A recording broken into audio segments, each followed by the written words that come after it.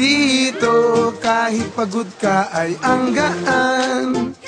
Dito kahit mainitan ang gaan.